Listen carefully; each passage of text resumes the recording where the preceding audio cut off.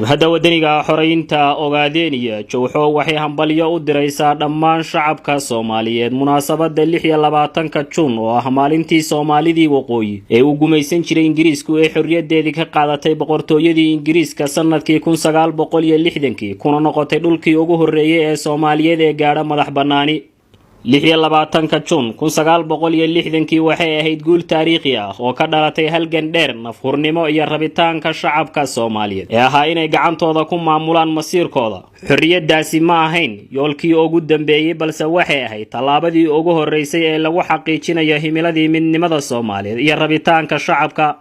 5 maalmood kadib 1 Luulyo 1960 Soomaalidii waqooyi waxay si ikhtiyaari ah oo la midowday Soomaalidii koonfureed ee Talyaanigu gumaysan jiray si loo dhiso jamhuuriyad Soomaaliyeed iyadoo lagu saleynayo himilooyin wada jir ah oo ku dhisan midnimo, xorriyad, cadaalad iyo mustaqbal ay shacabka Soomaaliyeed iyagu go'aansadeen.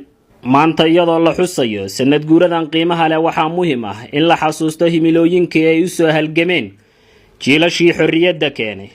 qiyamka ay ka mid ka yihiin xorriyadda ay ka tashiga cadaaladda, dimuqraadiyadda iyo ixtiraamka rabitaanka shacabka ayaa weli ah tiirka lagu gaari kara nabad waarta, xasilooni iyo horumar. ONLF waxay rumaysan tahay in casharada laga dhaxlay halgankii gobonnimo doonka Soomaaliyeed ay weli yihiin il dhiirigelin u ah dadaalada lagu xaqiijinayo xorriyadda, cadaaladda iyo xaqa ay shucuubtu u leeyihiin inay si xor ah uga tashadaan mustaqbalkooda.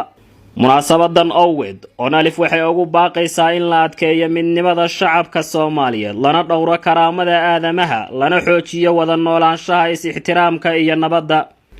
ONLF waxay munaasabadan ku maamuusaysaa dhammaan halgamayaashii, geesiyaashii iyo shuhadadii Soomaaliyeed ee nafta u horay xorriyadda iyo karaamada ummadda Soomaaliyeed. waxayna sidoo kale u rajaynaysaa shacabka Soomaaliyeed meel kasta oo ay joogaanba mustaqbal ku dhisan nabad, cadaalad, barwaaqo iyo is-ixtiraam.